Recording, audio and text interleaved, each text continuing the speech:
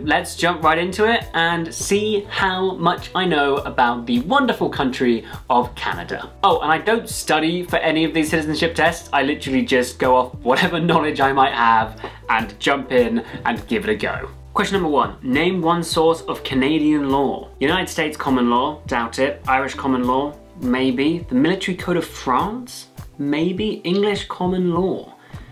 I'm gonna guess English common law. Let's have a look at my answer. Yes, come on. Question 1, got it right. What is the Magna Carta? See, this is what I'm banking on, is that a lot of Canadian government and law and citizenship is very much based in British citizenshipness and also British history. So I'm hoping this is gonna be pretty easy, but I'm saying that and I'm only on question 2, so I may regret my words. Question 2, what is Magna Carta? The Great Code of England. I mean, so I know what the Magna Carta is. It was a document signed in the times of King John that basically told him to go screw himself because the people wanted more power. So it's not the Constitution of Ireland, it's not a map of the world. The Great Charter of Freedoms, that's one way of explaining it, but you could also say it's the Great Code of England. If I get this wrong, I think this is a stupid question. I'm gonna go with the Great Code of England just because it has England in the title and it's a document from England, even though it was about sort of freedoms and stuff. I'm gonna go with the Great Code of England. So have a look at my answer.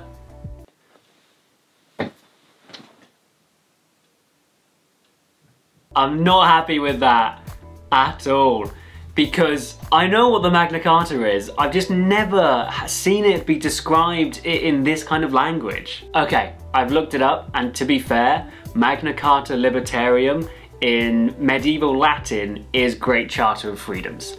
So, still not happy with the question, but I allow it to be the correct answer. So I got it wrong. Put my hands up to that. The Great Charter of Freedoms was signed in, well, I know where it was signed, because it was signed in England. It was actually signed in the very town that my university was in. It was signed in Runnymede, I do believe. Boom, got that one right. When was the Magna Carta signed? Oh, why are there 3 questions on the Magna Carta in the Canadian Citizenship Test? When was the Magna Carta signed? I think 1215 was too early. And I think 1649 was too late. Is it 1425? I think it was 1425. Damn it! It was earlier than I thought it was. Okay, fine, I'm not a Magna Carta expert. Why are these all about the Magna Carta? What does the Great Charter of Freedom include? Hang on, am I thinking about the same thing? Was there like no. I'm so confused. Okay, so I'm pretty sure this will be freedom from taxes, because I think the whole point of Magna Carta was King John was taxing people too much and all this kind of stuff, so I'm gonna go with freedom from taxes. Oh God. I mean, I did think that was badly worded. I love how I'm now validating why I got the wrong answer and I'm blaming the question again. Because to be fair, yes, the Magna Carta wasn't like freedom from taxes, like no one's gonna pay any taxes. But I'm just gonna move on. I got it wrong again, fine. What is the habeas corpus? The right to challenge unlawful detention by the state, the right to live and work. Okay, habeas sounds like habitat and habit. So I'm gonna go on a limb with my tiny bit of Latin knowledge and say it's the right to live and work anywhere in Canada. But why Canada? Habeas corpus, I'm assuming it's, corpus doesn't mean Canada, or maybe it means Canada. If the answer here was the right to live and work anywhere, I'd instantly go for that answer. Because it says in Canada, that throws me off slightly. The right for peaceful assembly? I don't think so. The right to challenge unlawful detention by the state? Maybe, but that's a lot of words for 2 words to mean. The right to speak freely? I'm gonna go with that. Oh, okay. I was wrong on both accounts. It's the right to challenge unlawful detention by the state. I didn't know that. When was the Constitution of Canada amended to include the Charter of Rights and Freedoms? It could be any of these. I'm just gonna go with the earliest one. 1859. 1982. What? Moving on. Who proclaimed the amended Constitution of Canada in 1982? I like the idea of the people of Canada. It feels more hypothetical, It's like the people of Canada proclaim. I'm gonna say Queen Elizabeth II. I think it's gonna be the people of Canada. Yes! Finally got another one right. What are the two principles upon which Canada is founded? Good question, that I do not know the answer to. Wow. Those are quite strongly worded principles. I doubt it's mobility right and the rule of law, just because all the others have God in it, and that seems again like a red herring. I think it's one of the first two. I'm gonna say it's rule of law. So I'm gonna go with the supremacy of God and the rule of law. Yeah, I'll give that one a go. Yes. Come on.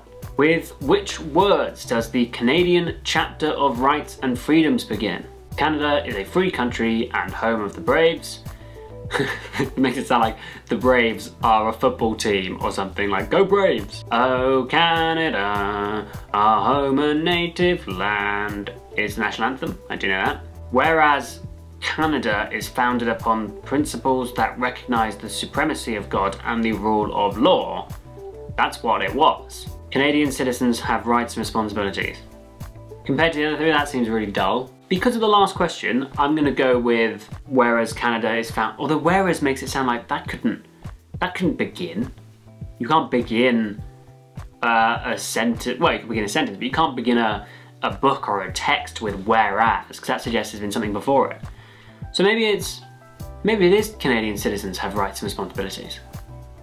Yeah, legal text is usually super dry, so let's go with that. Oh, come on. Come on! That doesn't make any sense. Actually, maybe this is grammatically correct if it goes on to say something else. So whereas Canada is founded upon principles that recognise the supremacy of God and the rule of law, comma, something, something, something, something. So, okay, fine, but stupid question. What are mobility rights? I have no idea. I'm guessing it means, yeah, something about working or moving around. Freedom of speech, don't think so. Enter and leave the country freely and apply for a passport. Canadians can live and work anywhere they choose in Canada, enter and leave the country freely and apply for a passport. That seems about right. Or Canadians can live and work anywhere they choose in Canada and enter/leave the country freely. So basically, I think it's one of the last two. And is it apply for a passport or not? Again, I think this is a poorly worded question. Does mobility rights give you the chance to apply for a passport? Here's my thinking. To enter and leave the country, you probably need a passport. So I'm going to assume that the apply for a passport is tagged in to the mobility rights and go with the very long one. Yes. Who can enter and leave the country freely without time constraints? I'm just gonna say it's Canadian citizens.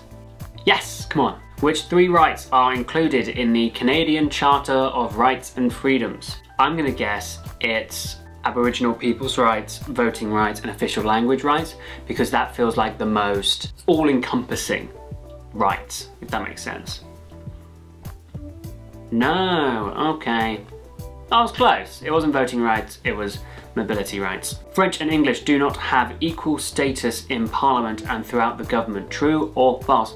I think that's false, and the only reason I think that is because whenever the Canadian government tweets on any sort of official Twitter account, they do it in both French and English. So I'm assuming that they do have equal status in Parliament. And I'm just getting ready to be wrong. Oh, I was right. How brilliant. Canadians work hard to respect Marxism, individualism, capitalism, or pluralism. Pluralism. Okay, I don't think it's going to be capitalism or Marxism. Individualism or pluralism. I can't say that word. Pluralism. I think it's pluralism because Canadians seem like they are very open, welcoming people, and I'm assuming that's sort of what they work hard to respect. Let's have a look. Yes. Well done, Canada. What is a fundamental characteristic of the Canadian heritage and identity? Hockey, maple syrup, multiculturalism, or that Latin phrase we learned earlier that I'm not going to try and say again. I think, based off the last question, and again, my knowledge of Canadian people, is that they respect cultures and other people from anywhere. So my guess is it's multiculturalism. Let's have a look. Yes, it is. Again, good on you, Canada. What are 3 responsibilities of Canadian citizenship? Being loyal to Canada, recycling all waste, and serving in the Canadian forces. I don't think the country has conscription, so I don't think it's that. Obeying the law, taking responsibility for oneself and one's family, and serving on a jury. I am pretty sure it is that. Just scanning the other 2 to confirm. Yep, it won't be any of those. Pretty sure it's this one. Thank you very much. When called to do so, serving on a jury is, drumroll please, a legal requirement. There is no compulsory military service in Canada. I think that is true. Final question. Here we go. I've definitely got a lot wrong, but have I got enough wrong to not pass the test? What is a noble way to contribute to Canada and an excellent career choice? Learn both official languages, not a career choice. Serve on a jury, not a career choice. Belong to a union, not really a career choice. Or serve in the regular Canadian forces. I'm going to assume it's that one because that's the only one that really is a career choice.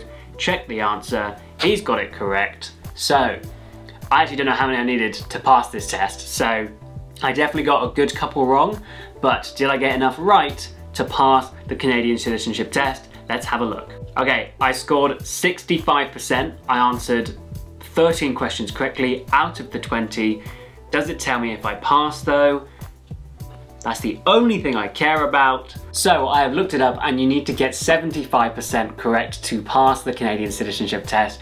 I only got 65% correct, therefore I have failed the Canadian Citizenship Test and I am devastated by that. But yeah, I'm sad. I was 2 questions off from passing, but I wasn't feeling it on this one. I didn't feel like I was gonna pass. I mean, we know the ones I got wrong and I have to disagree on 1 or 2 of them and how, you know, but here's what it is. So there we go. I couldn't pass the Canadian Citizenship Test, which, bear in mind, it's one of the countries most similar to Britain, both in history and culture and government. That is a little disappointing to say the least. But thank you so much for watching. I hope you've enjoyed this. Feel free to check out all the other videos I've done where I've tried to pass citizenship tests for different countries, and hope you've enjoyed this one, and I'll see you in the next video.